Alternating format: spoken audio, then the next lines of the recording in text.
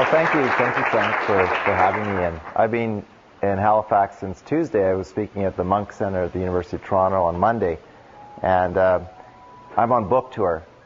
And so part of this conversation tonight is about building an economy of happiness, of well-being. Can anyone volunteer today's experience? What particular thing brought someone here joy or happiness? I want to volunteer.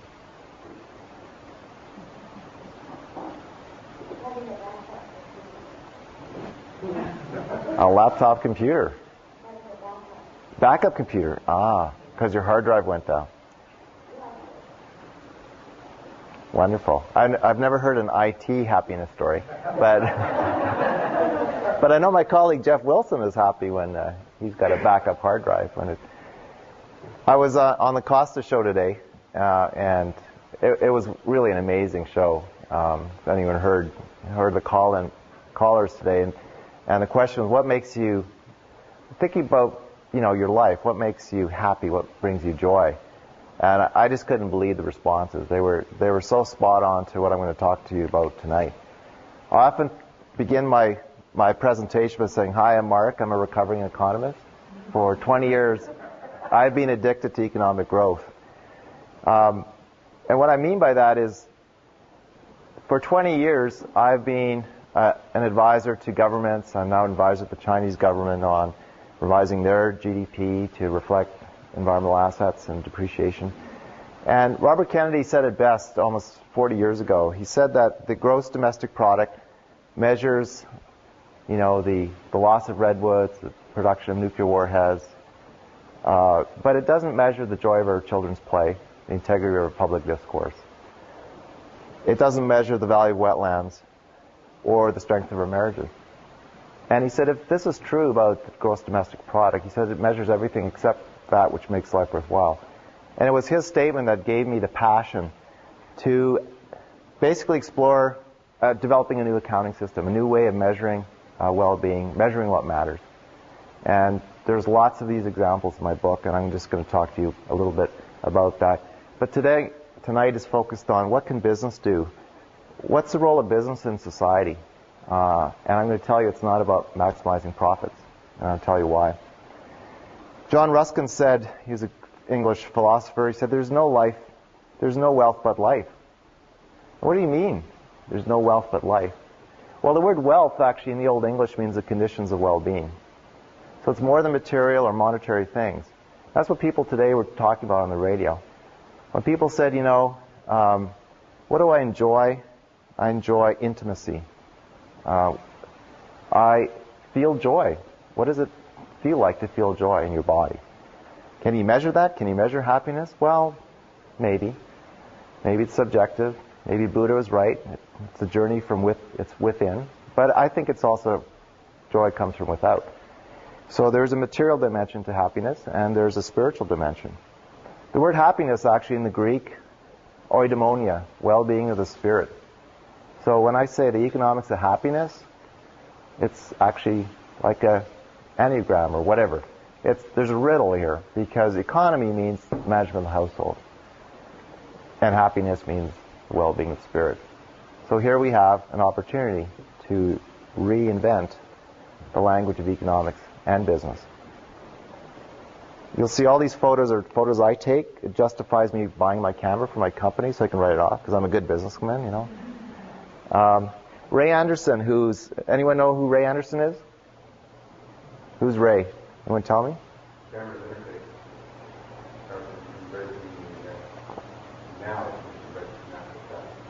Yeah.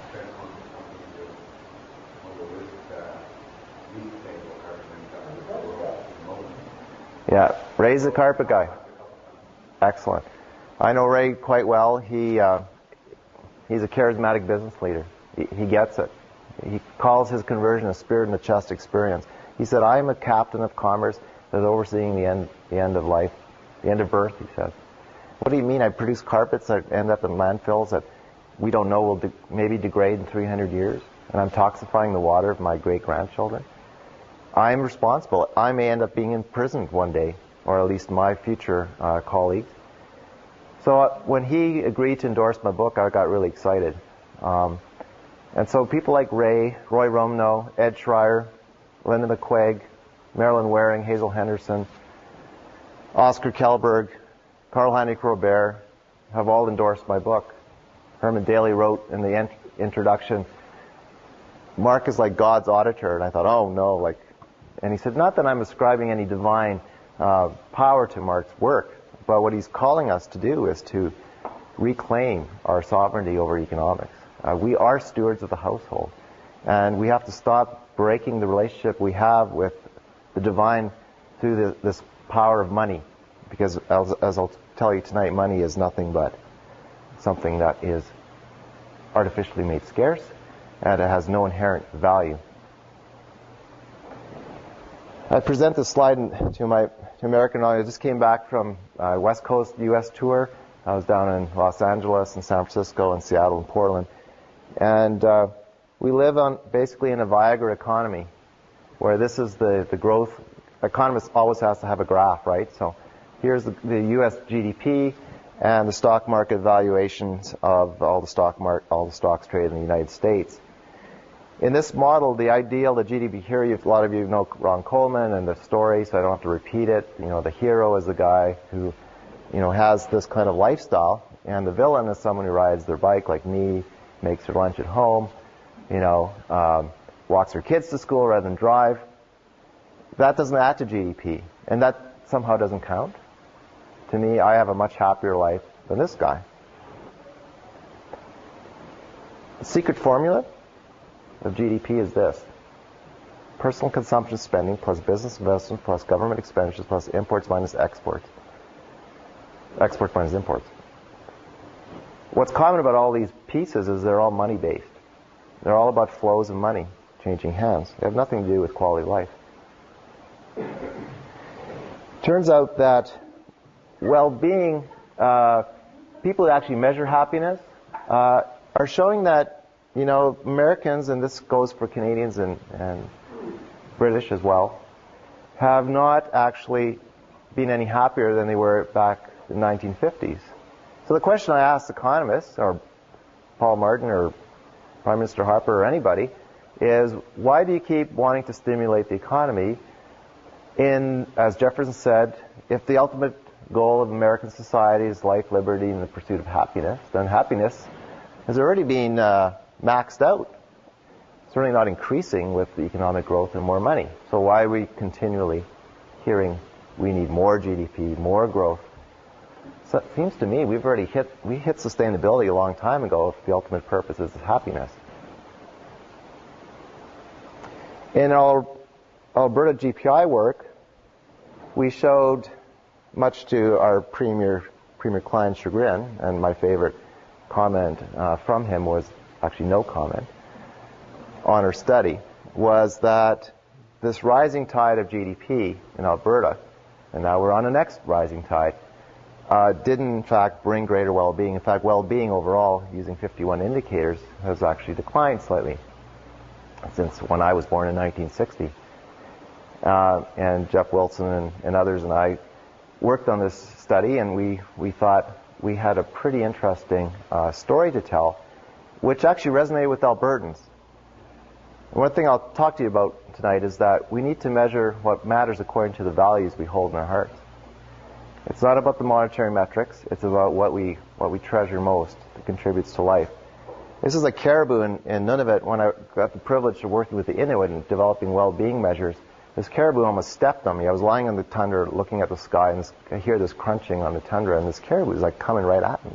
And I turned around, and I was like, what is that? And it's like, and I actually had to move. So he moved. But I like using this slide because it was Simon Kuznets, who's the architect of the national income accounts and GDP, said that when politicians call for an increase, a stimulation of the economy, they should define of what and for whom. So why are we growing the economy? For what purpose?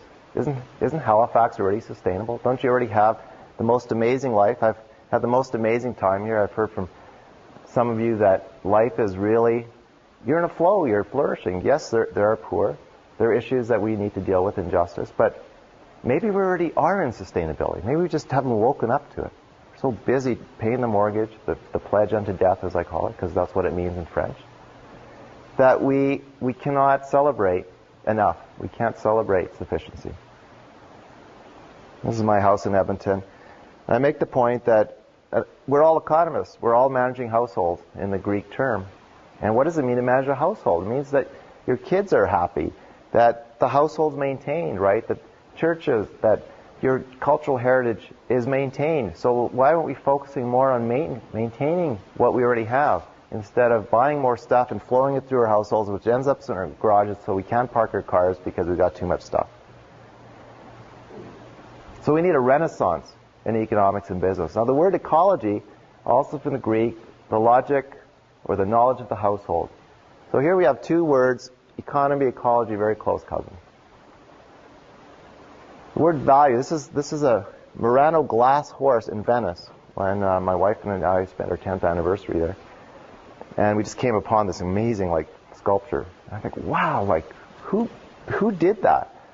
Who spent the time to make that beautiful thing? Solid, glass. And the word value in the Latin, to be strong, to be worthy. And the word virtue, one of the things I want to talk about tonight, because I think we've forgotten the virtues. A moral excellence of a person, a trait valued as being good. Thomas Aquinas said, for a person to have a good life, two things are required, virtuous action and sufficiency of material means. What are the ends of life? Happiness, spirituality, love, and virtuous action. What does that mean? What does it mean to act virtuously as a business person, as a citizen? We're not just consumers, we're citizens. What are the virtues? Does anyone remember the virtues? Does anyone talk about the virtues? Does the virtues, are they the foundation of your corporate business plan or your city's business plan?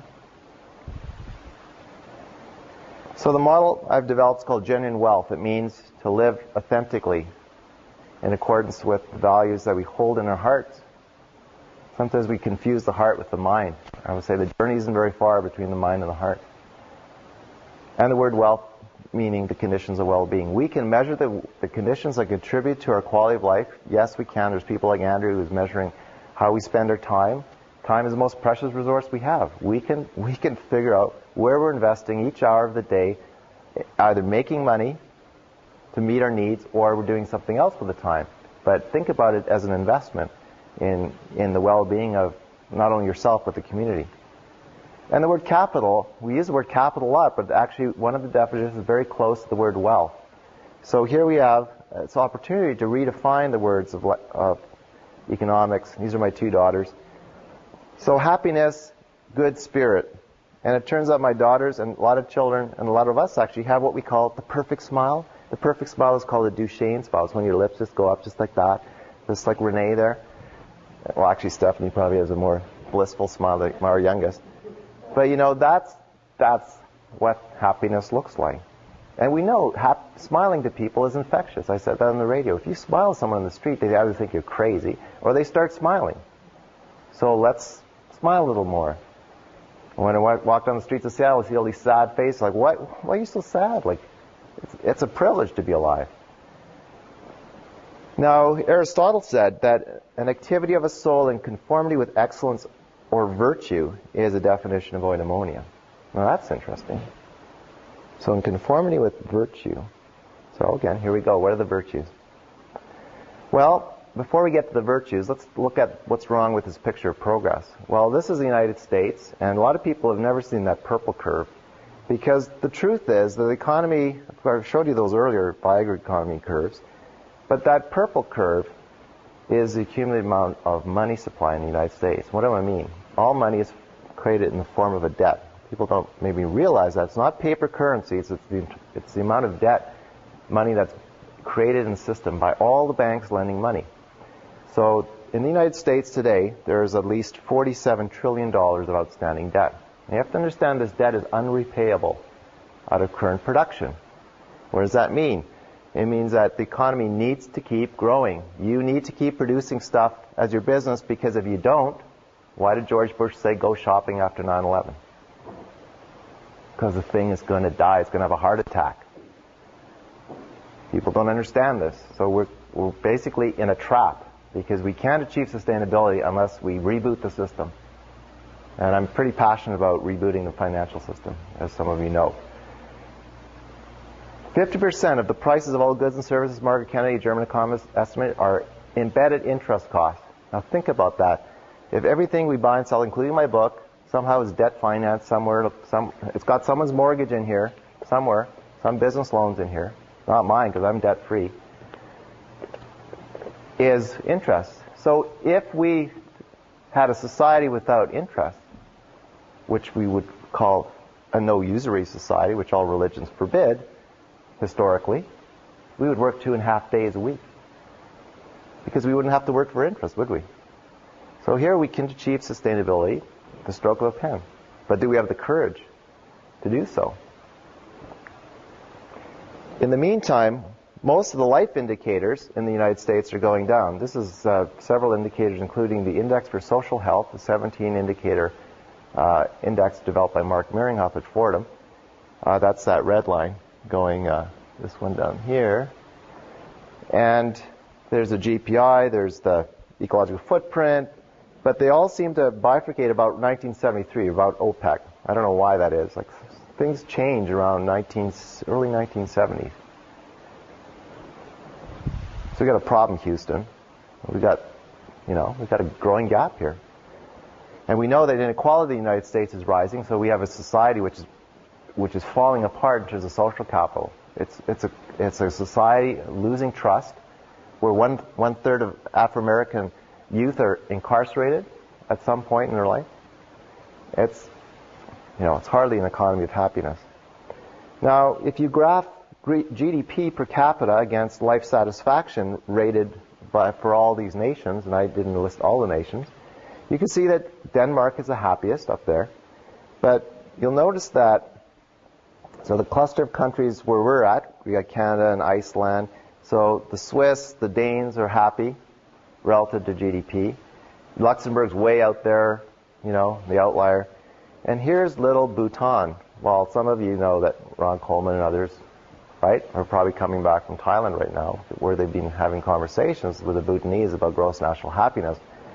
So, why isn't that interesting? Bhutan's got higher self-rated happiness with the GDP significantly lower than the U.S. So I just use this little slide to show, okay, here's a big bag of money economy, right, United States, and here's little Bhutan with 1/15 the GDP and happier people. So what's this myth about working hard for greater happiness? I have a privilege of working with the Chinese government. They are teaching me the importance of not forgetting our elders, not forgetting the wisdom of the past. In China, there's a policy called a Chaokang Society objective, which the president has articulated as the desired goal of China. What does Chaokang mean? Confucius said it means a society of moderately well-off Chinese, society of moderation. Now, isn't that interesting? He used the word moderation. Aristotle uses the word moderation. Thomas Aquinas uses it. In fact, a lot of faiths, religions, talk about moderation as one of the virtues. I tell my students, have you ever heard the word crematistic? Anyone tell me what crema means in Greek? It means money. I tell my business students, you're all crematists. What? What is that? You're not economists, you're crematists. You're in the war, you're in the art of making money. And you don't even know where it comes from, because you've got an MBA, you're going to graduate here next month, and did anyone teach you how the banks work? How the Federal Reserve works? How the Bank of Canada works? No, your parents didn't teach you that, and now you're going to go in the business world, and nobody knows how this whole thing works. So we have a decision. Your money or your life? That's really what it comes down to. Vicki Robbins and Joe Dominguez wrote a wonderful book called Your Money or Your Life. Anyone read that book? Go on. Changed my life. It's like, I finally got it. Time is money. And when I invest my life energy, I am investing my life energy, I hope, in something meaningful. And oftentimes I think we get carried away. We're way over the enough peak, and we're into luxury, and we have too much stuff to dust and to clean and to fix.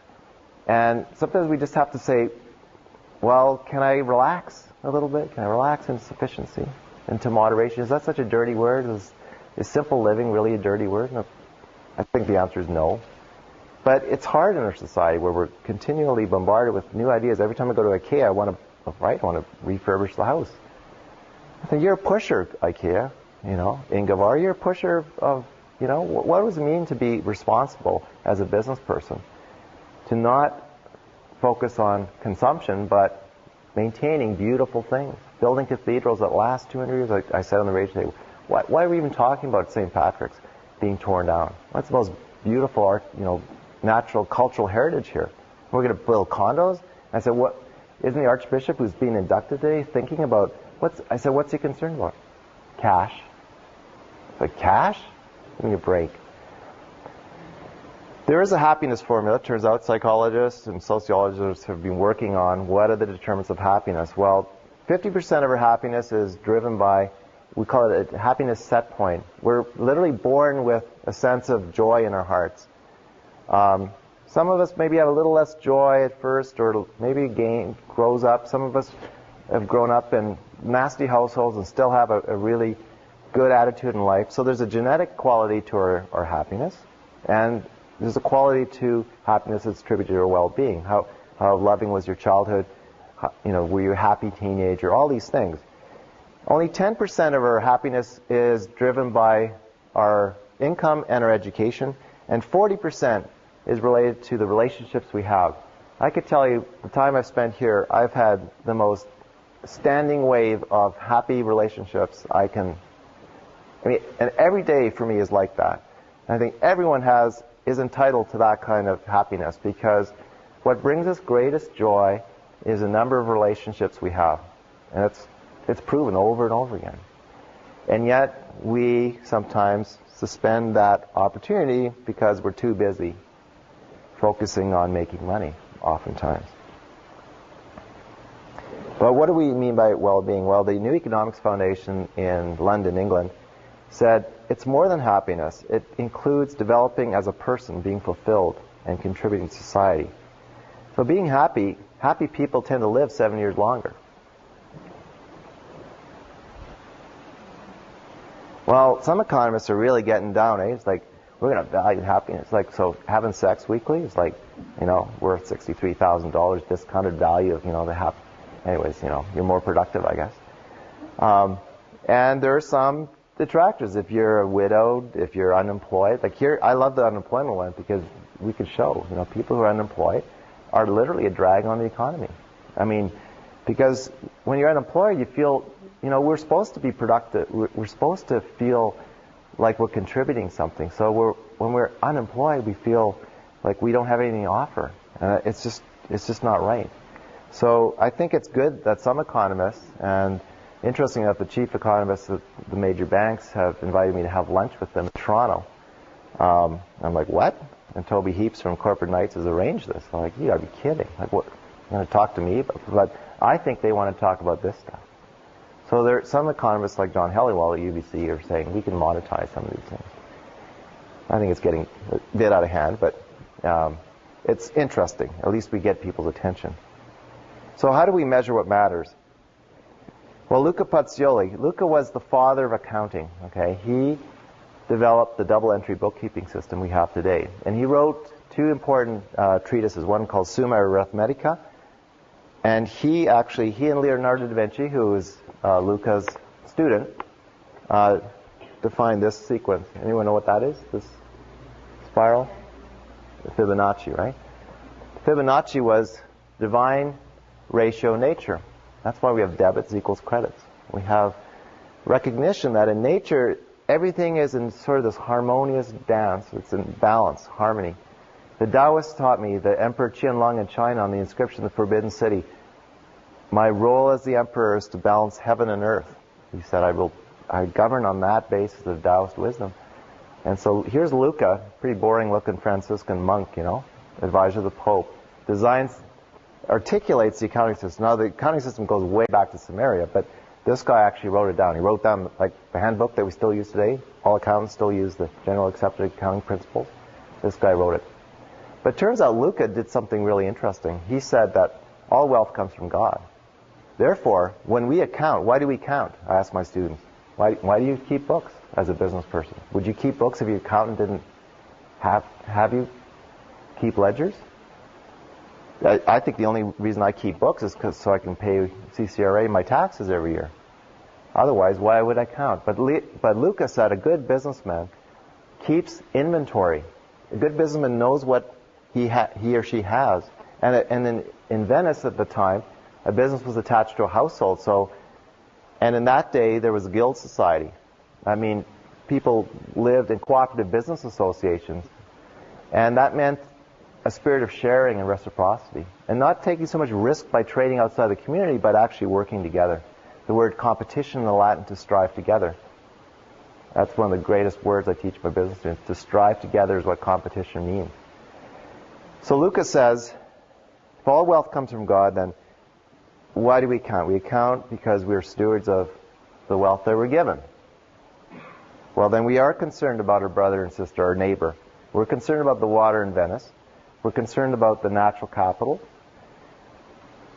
And we're not concerned about profit. The interesting thing is, to this day, and my friend Dan Rubenstein in Ottawa, who was a former auditor with the Auditor General's office, said, Luca never defined the word profit. Because in the guild society, there was no such thing as profit. There was a redistribution of the revenues of the enterprise to all the members. And maybe there was a residual, but even the residual was dispersed. And Luca never defined the word wealth either. So here we have this, again, an opportunity to redefine accounting, economics, business. What's a sustainable good life? I mean, Aristotle, we've been asking this question forever. This is where I teach. This is the Bainbridge Graduate Institute. We call this off-site campus. It's on Cortes Island in British Columbia. Now, Bainbridge is in Seattle, but the Pinchos, Gifford Pinchot III, I'm a forester, so Pinchot is my patron saint because Pinchot was the founder of the U.S. Forest Service. So here's his grandson and his wife, Libba, who have a dream. We want to close our consulting business, and we're going to start the first MBA program in sustainable business and ethics. I was like, cool. And they asked me to come and design the economics course with them. So Gifford and I was Harvard trained in economics. Like, we teach economics here under a sod-roofed cob house built by hand. Built everything in this beautiful paradise is built from the site materials, off the grid, solar powered, and no road in. You have to walk in a kilometer to get to this site. And you're like, woo. It's like woo-woo business school, right? People are crying. They're like, people from New York, kids are like, oh, what's going on here? Like, I'm freaked out. Like, I'm getting in touch with my heart. I'm like, yeah. It's about time you got in touch with your heart. And it was just blew us all away. Like, everyone was like freaked out, right? Like, this is business school.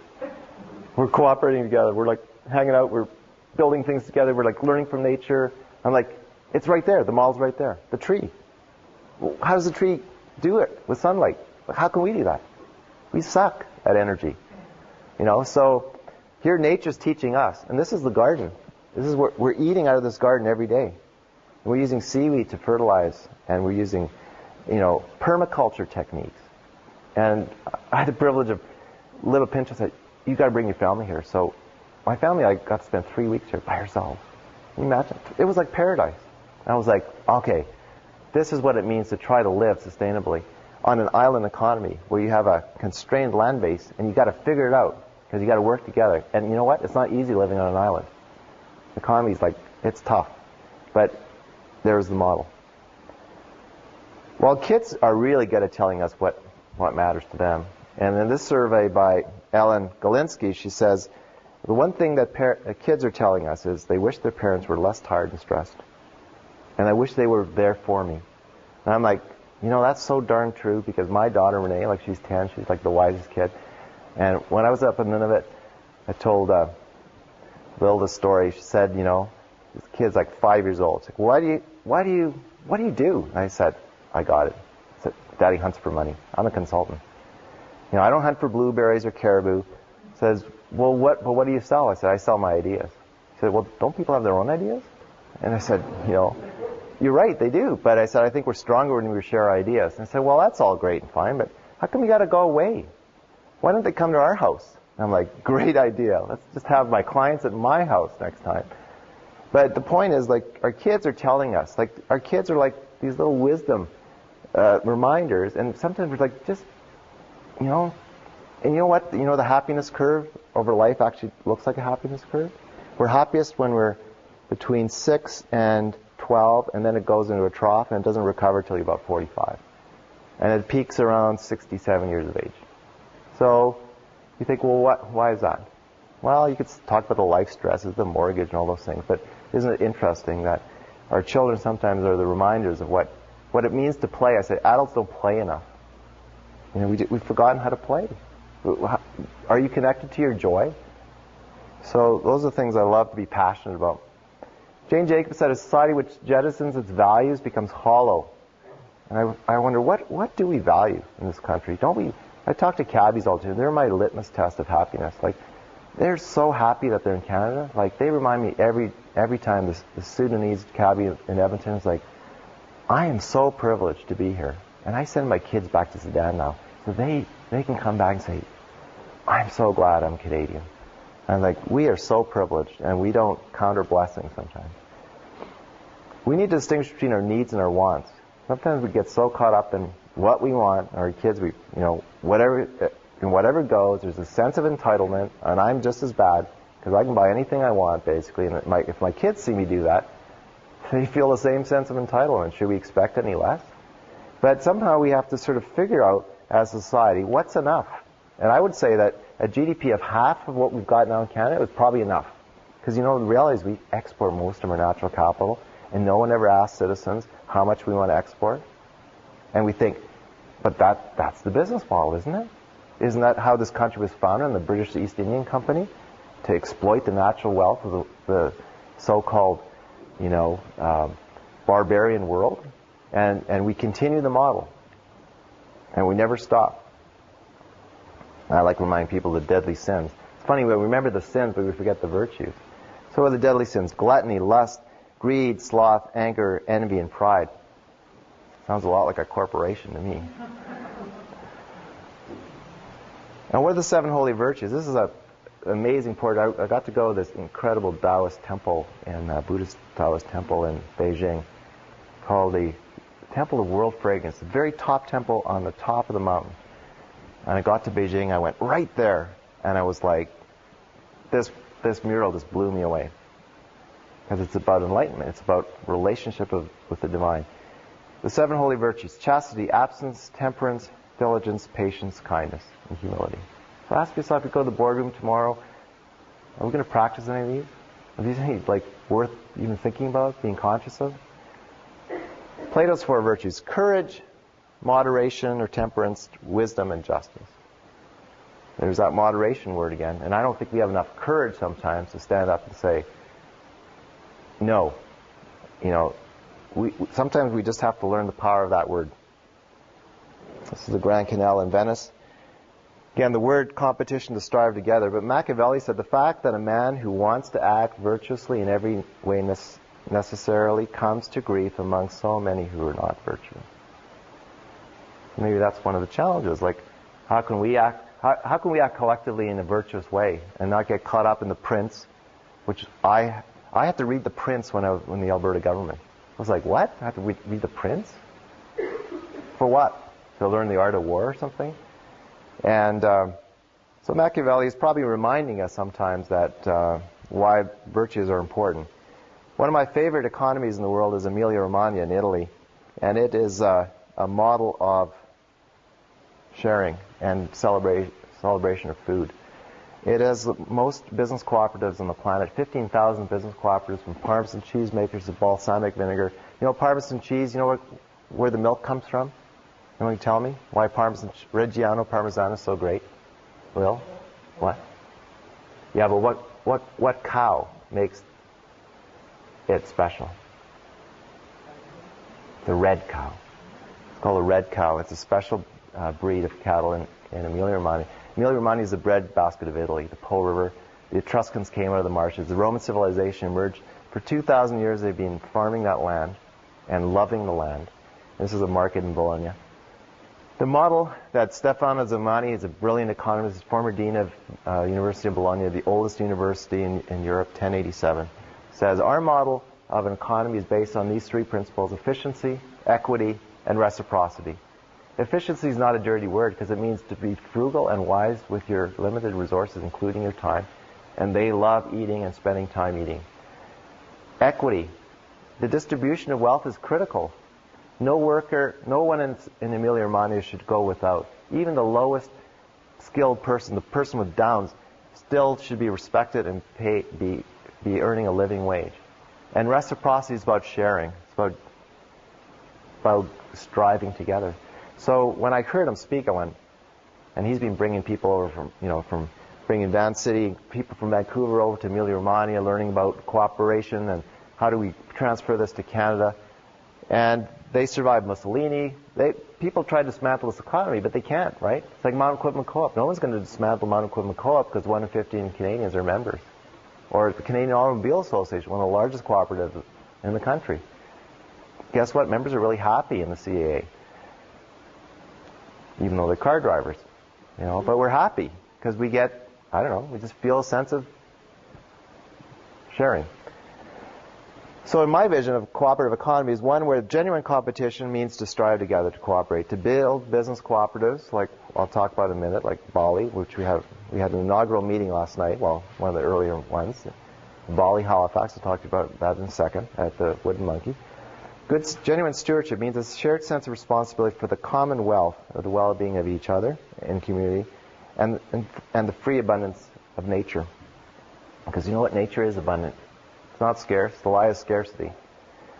And genuine reciprocity, giving and receiving.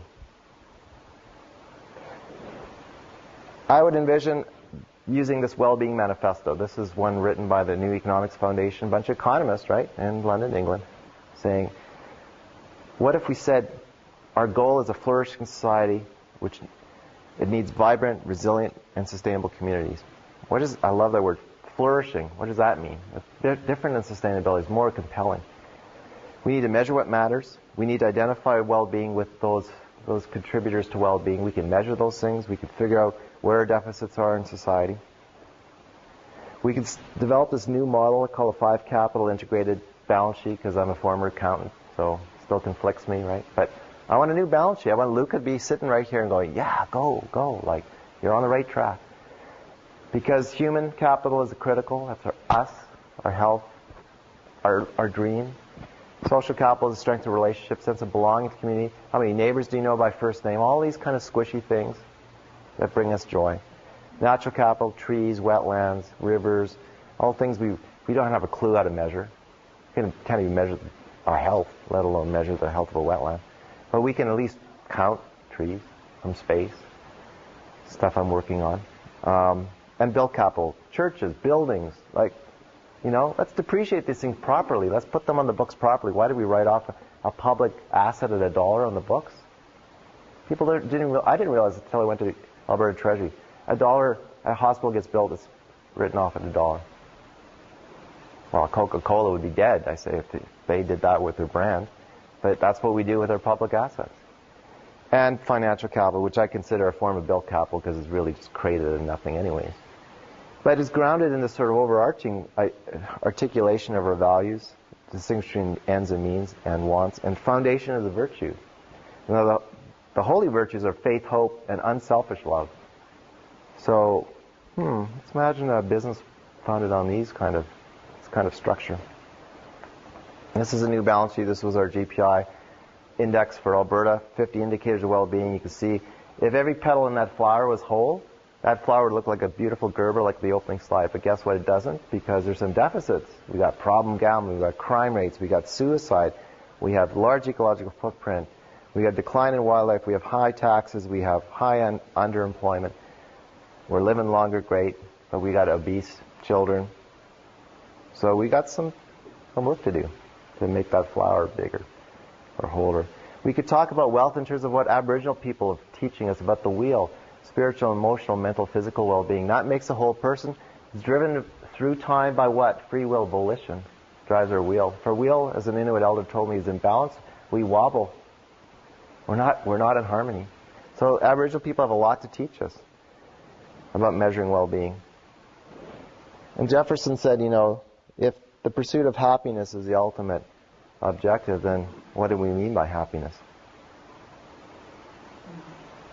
To me, economy of happiness is one in which households, all households, businesses, and communities are flourishing, where stewardship of our maintenance of the integrity and capacity of all the five capitalists are our primary objective and responsibility. I was making tea with Simon Takumi, whose father is a shaman in Nunavut. And up there, you make tea in the afternoon. You say, "You want to go? Come with us. We're going to have tea." I'm like, "What do you mean you have tea?" It's like, "No, just come. That's just what we do." 3 in the afternoon, we go out, make tea. And I'm like, "Well, there's no wood." It's like, "Don't worry." Like, they grabbed all this little stuff, and that's where that caribou almost stepped on me. And we made tea from the stream. And this is right outside of Iqaluit. Social capital, relationships, right? It taught me that for them, flourishing means to survive. If someone can't build an igloo and the power plant goes out, they're dead. Someone can't hunt a polar bear and the polar bear walks through town, someone's going to die. Because polar bears do hunt you. That's why I'm carrying that firearm. They do actually sneak up on you. I didn't realize that. It's like, what? Bears don't do that. It's like, polar bears do. And we're picking blueberries. Carpets and carpets of blueberries in the most sublime place of Baffin Island. And the elders, I said, let's go to the elders, because we don't go to the elders. We put our elders in a nursing home. And I said, can we go to the elders? I said, we haven't talked to the elders in 2 years. I said, I want to go talk to the elders, because if we don't ground our well-being indicators and what the elders are particular to the values, we're no better than Ottawa in what we're measuring. So we went to the elders, went to the lodge, and we brought them food, because that's what you do. And you sit quietly, you don't say anything. And they tell stories, and you listen to the stories. And it was remarkable. So this is what the elders told us. What are the core values of being Inuit? Environmental stewardship, being useful in service to others, dialogue, learning by observation, teamwork, creative problem solving. It's like, hey, I take to the mayor of Edmonton. Let's go with the Inuit values, It's better than our strategic business plan. Build capital. Here's that Cobb House. Here's an old car in Havana, still running. San Marino, independent state in Italy. Beautiful, like 2,000 feet off the land, and built in 15th century. And Emperor Qianlong's, the great emperor of China's Princess Palace, where I get to stay when I go to China. Like, whoa, the Princess's Palace and a World Heritage Site.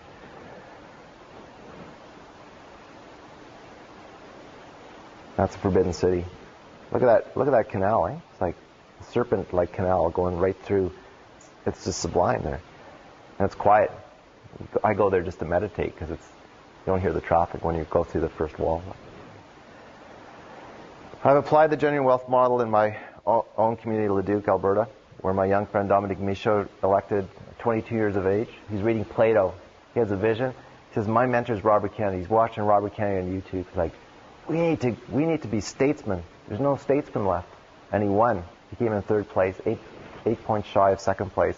Everyone wrote him like, he's just a kid, right? But he went door to door, and people saying, I've never voted in the municipal election. I'm going to vote because you came to the door. And I'm like, you're the future. You're gonna kick this down, and make genuine wealth accounting part of the business planning process of the City Council of Leduc. And we've done this assessment of Leduc. We asked these questions. We went to school kids, grade 6 students. They told me lots of stuff. Went to senior lodges. I went to as many groups as I could to ask them, what do you value? What's going well for you? What's not going well? What would you change if you were mayor for the day? And you know what? The kids tell you lots of things. Actually, they tell you way more things than the adults, because the adults are too scared to say sometimes what's on their mind. So we found out really cool things. We asked them about their sense of belonging. So we got some social capital measures. We developed flowers like this. This is flower petals for 120 different indicators. We created well-being clusters. And I said, each of us is a flower. If our flower is wilted, then we got some work to do. So we've got some problems with ethnic diversity and population density and not really sustainable food production. And we're happy, but we kind of suck at water conservation and We're putting toxic soil in the landfill, and it's like, you got some environmental liabilities, city council, you got to deal with. Like, you got to be honest enough. So I was able to show city council with a simple flower, like, okay, here's your to-do list, and it's working. So Leduc's getting a lot of attention. I've just been invited to Innsbruck, Austria, to use the model in my grandfather's home province of Tyrol. Like, you Austrians, you have figured out a long time ago. No, we said we're going down the same path as the Americans.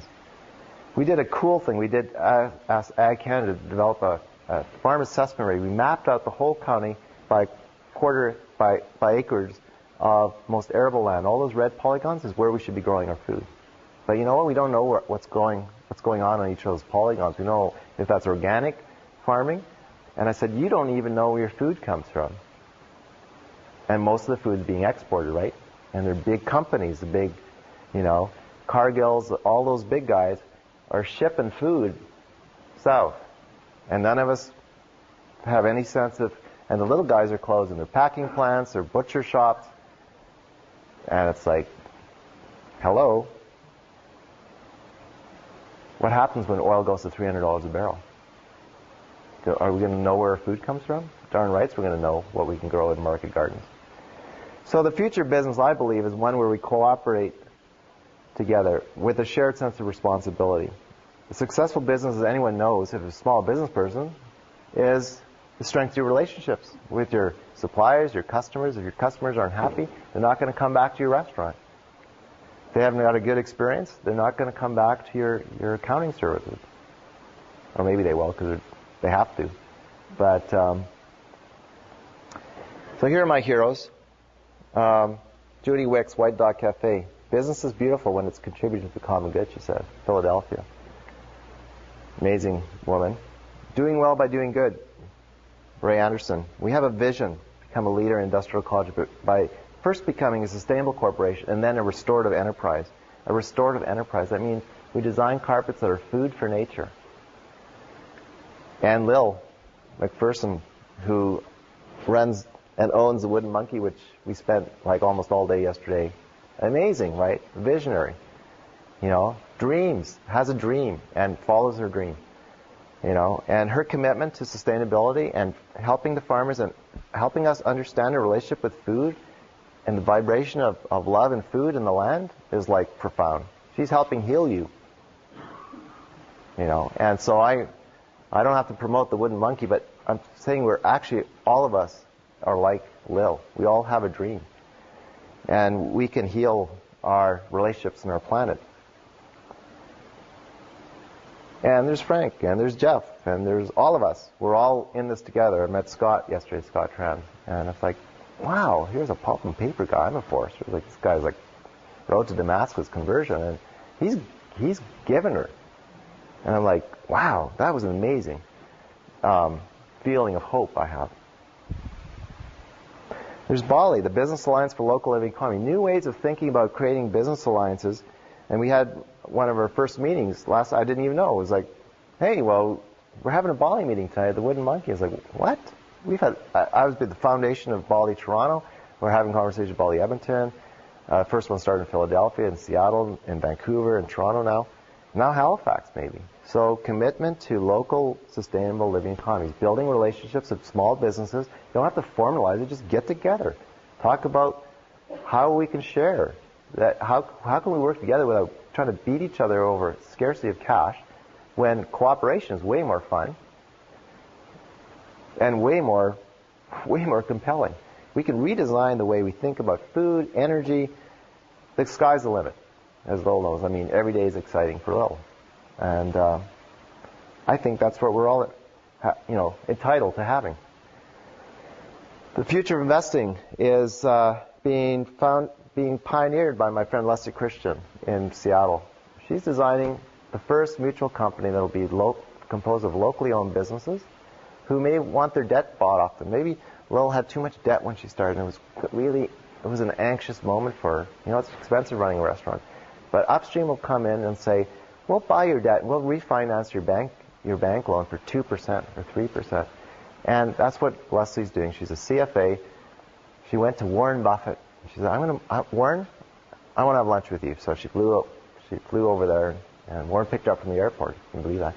And they went for lunch, and she said, my dream is to model my company after yours, Berkshire Hathaway, and put together a portfolio of small companies, which I will then offer as a mutual fund option to citizens. So now we can own a share in Lil's restaurant. I think it's exciting. First company in Oregon history to write environmental and social responsibility into the DNA of the corporate charter. Do you know corporate charters say nothing about profit maximization? That's what I say in my book. It's a myth. People think that's what the corporation, the movie said, but it's not true. My corporate charter says nothing about that. So here we have an opportunity to rewrite corporate charters, to define responsibilities, and these guys have done it. First kind of little Trojan horse through Oregon courts. Banks that don't charge interest. This is a JK Bank in Sweden. It operates the principle we do not charge interest on loans or pay interest on deposits. We become each other's bankers, person-to-person lending, and it works. It's kind of an anomaly because everyone else is playing the game. I imagine a new monetary system where banks are accountable to the people, that their charter to operate is based on what kind of financial stewardship advice they're giving to local businesses to be good financial stewards, where the charge isn't interest, it charges a business fee for counsel, where local currencies are not only viable, they're created by the local government in line with the needs of the community, like Bali in Indonesia. And where we have a central bank that's now truly accountable and uses a genuine wealth balance sheet to govern. What does it use now? It uses a blunt instrument, interest rates, to fight inflation. What's inflation? It's an increase in the money supply. What's money? It's debt. What are we talking about then? We're not managing the wealth of the country, are we?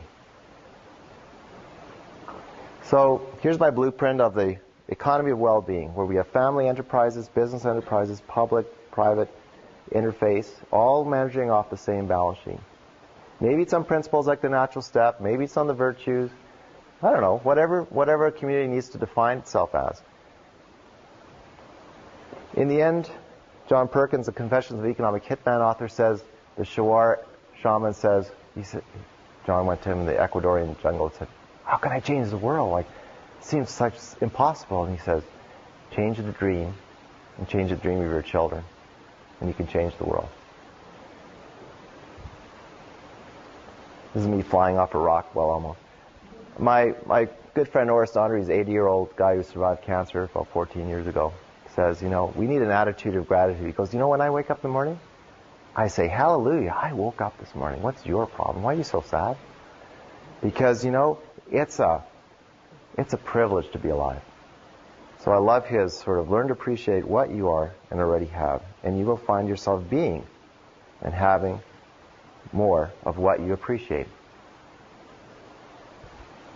At the end of the day, can we say to our children that the promise of economic development has brought us genuine improved well-being and enduring happiness? The Dalai Lama said the ultimate purpose of economic development must be the pursuit of true happiness.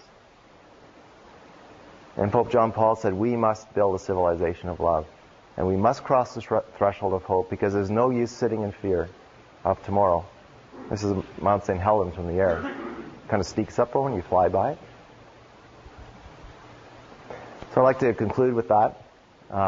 This slide, if anyone wants to read about the book or Genuine Wealth, I encourage you to buy the book. I don't have any copies with me. It's already sold out, 5,000 first printing. Not even one review yet in Canada. It's just word of mouth, right? People are just, because it's supposed to resonate. And I'm very happy that it's really catching on in the U.S. I've had 20 U.S. radio interviews already. And people are, I don't know what the Americans are all gung-ho about it, but something's going on in America. So I'd like to open it up for questions. There's a lot of stuff here to digest. There's a lot more in the book, so if you had indigestion now, drink an espresso and read the rest of it. Thank you.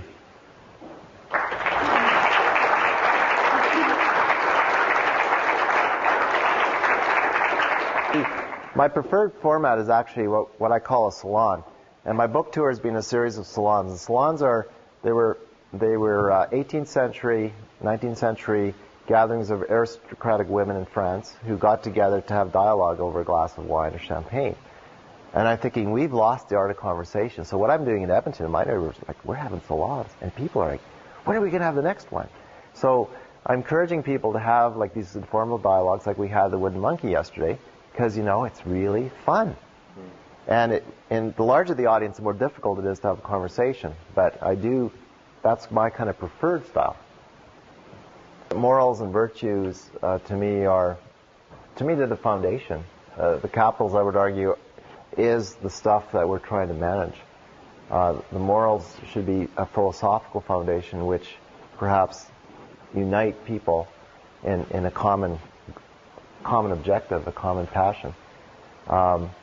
My vision would be that each community has its own set of wealth accounts, that it trades, as Adam Smith said, it trades its comparative advantage, but that's different than competitive advantage. The competitive advantage is like warfare. Comparative advantage is trading your comparative surplus, which comes most importantly from the natural bounty of the earth. So the first objective the Inuit taught me is you feed your people first, you feed your family first, and then you share.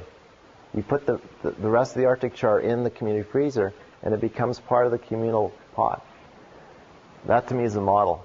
That goes against globalization in a sense, but not really, because we're not saying I don't want to buy coffee from Cuba or Costa Rica. Maybe I have to think about, like, would I actually travel all the way to Costa Rica to buy my coffee? Like, would I drive there once a year? I don't know. But the point is that we need to begin to realize, you're right, we're a web of relationships. But I think sustainability comes first when the sufficiency of needs are first identified at home and understood how we can meet those from the land. And the relationships and stuff, I think that's bonus. But the land is the most important thing. In fact, that we don't know where our food comes from. We don't even know how to measure the arability of land. We don't have an agricultural land capacity map of this country. And we're talking about food security, or maybe we're not talking about food security. So my point is sufficiency of local needs first as first priority, secondary, trading your comparative advantage. But to me, it's about being conscious of the relationships we have with other people. Where does that coffee come from? Who made that porcelain cup in China? Should I care about the conditions of that factory in China?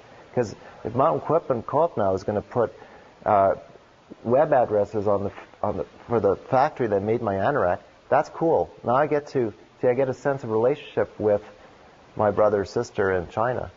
But without that, I feel like I'm powerless. And so I think it's just this opportunity to create greater understanding of where stuff comes from and who's making it. Because someone's made my anorak. Someone made this jacket in Montreal. Yeah, right.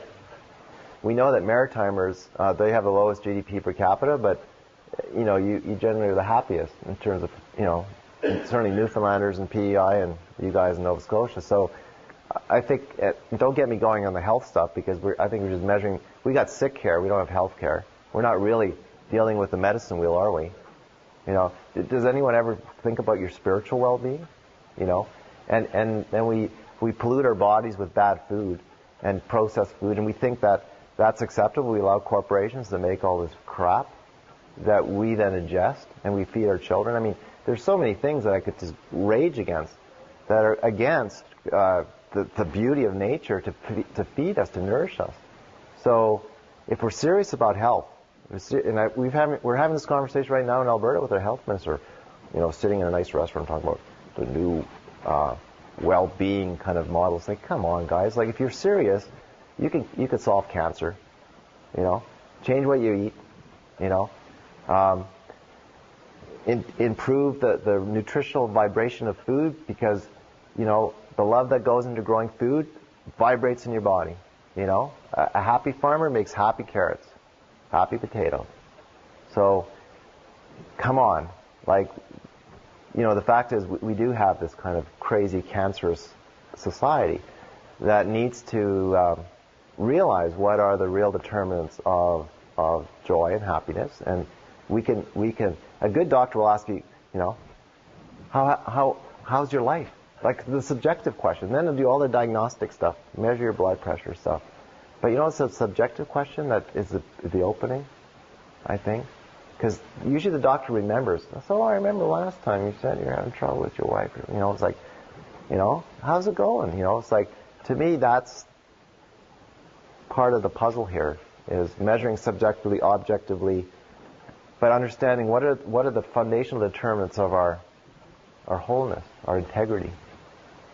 I mean, to me, the indicators are endless in terms of, you know, there's cool people that are measuring vibrational integrity, enzymatic quality of foods. Why aren't scientists doing that? If I can hold a carrot and say, this carrot not only looks better, this tomato looks better, it actually tastes better.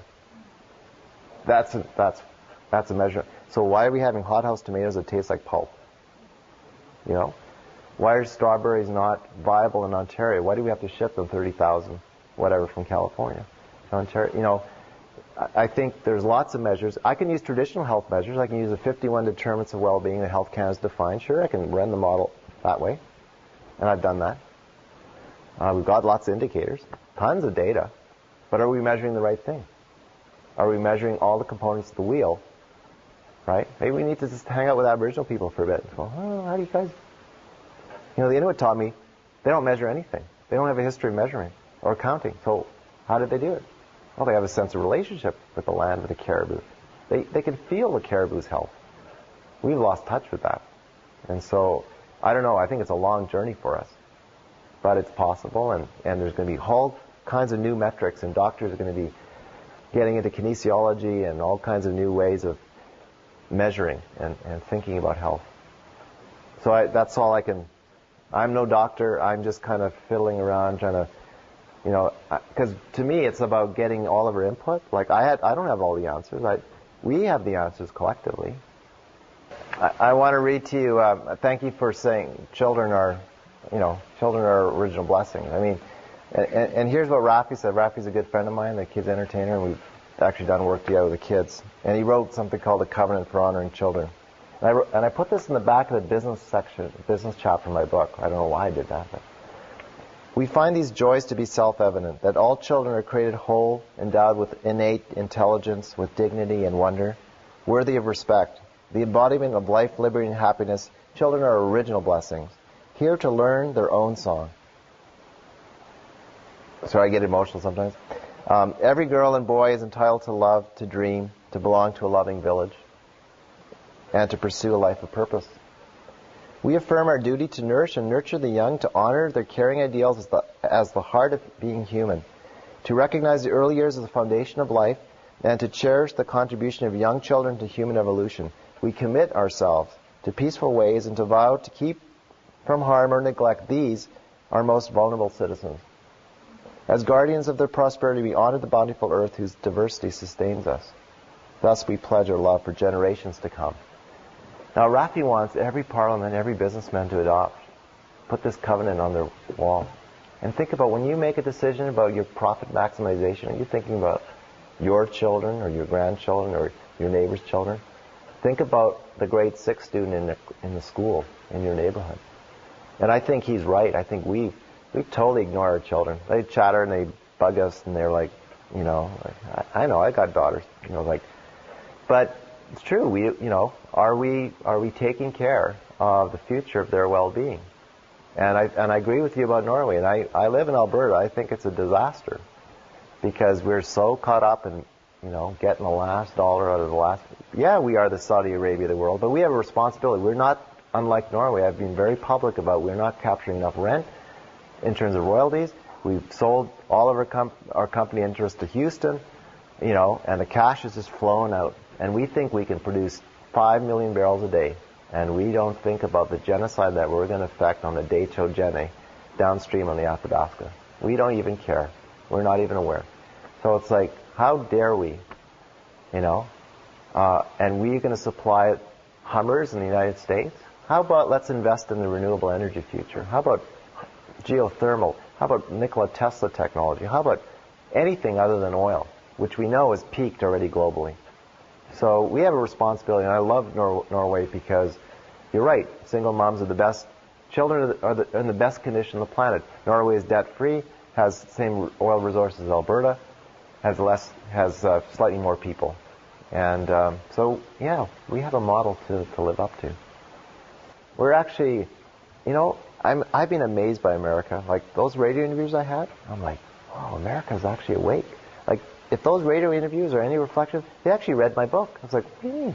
These are like talk show guys. They're reading my book. It's like, there's hope.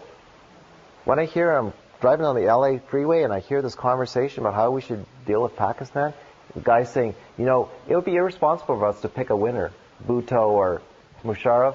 No, we should collectively talk to the elected officials, the elected MPs of Pakistan, and unite ourselves in the collective consensus of, it's like, okay, I have lots of American friends, and, if I disparaged the administration, I'd kick out all of Washington. I'd reboot it, like shove it in the water or something. Like, come on, guys, like, you guys are suck. You're not statesmen. You're just bought and sold by the pharmaceuticals. So HMOs, let's come on, Where's the courage? Where are the Robert Kennedys, right? Where are the Abraham Lincolns? Is America lost? Is the Republic really lost? It's lost. It's floundering, right? The Republic is going down the drain. And China's looking at them going, we want to be like you guys. We want to be capitalists. Like, I said, China, don't be too romantic. Don't be too quick. Capitalism is pretty sick. It's a spirit. It's a religion, you know that. Stick with your Confucianism and your Taoism and your Emperor Qianlong. Like that, those guys are wiser. The British who came here to destroy your civilization, you know that. Because they wanted to trade with you. And then you said no, and they attacked you with opium. So, it's like we need to, I think, work together and help our brothers and sisters who are actually still alive in America. I don't know. That gives me hope, I guess.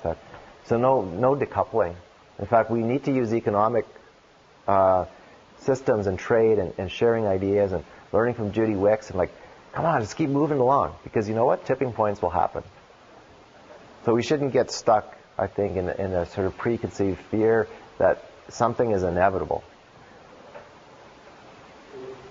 Yeah, sometimes it's scary, but I see my book is full of hope because it's full of examples of what people are doing individually, collectively. Ray Anderson, all of us, right? We're all doing something. We're trying to do something. Well, I'm glad you raised the word util. It's fitting that economists use what to define us as what? Utility maximizing creatures, right? So what is a util? If not a unit of happiness? A unit of joy, a unit of well-being.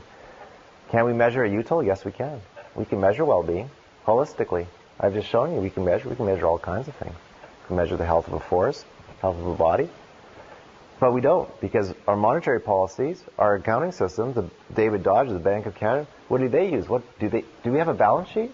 There's no balance sheet. Nations, provinces, cities don't have balance sheets.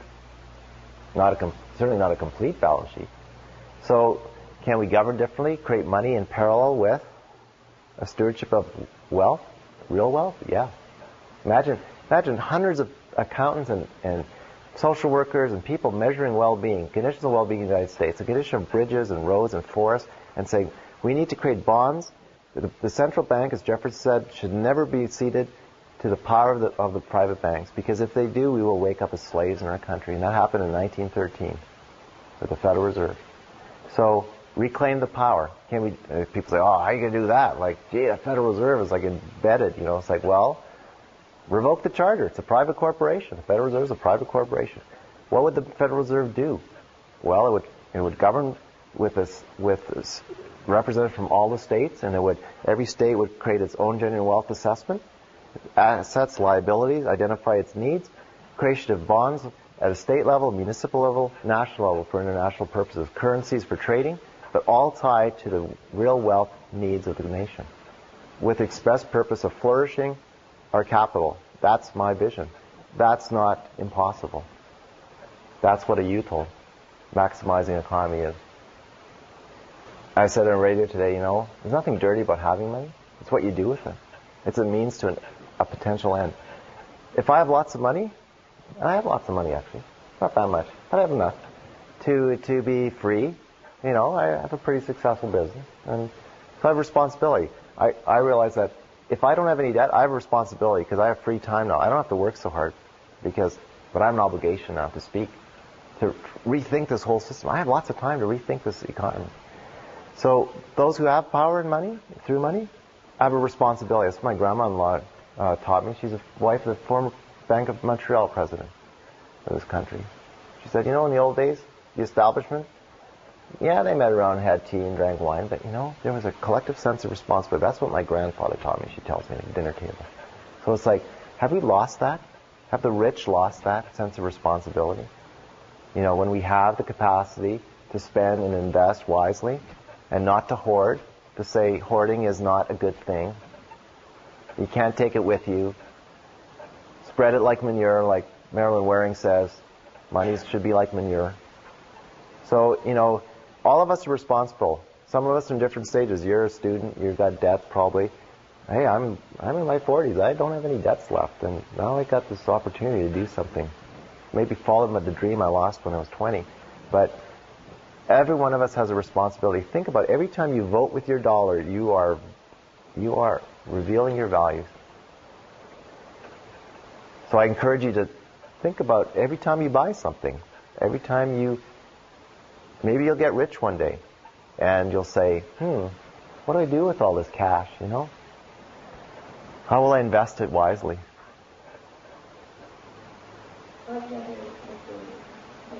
Thank you.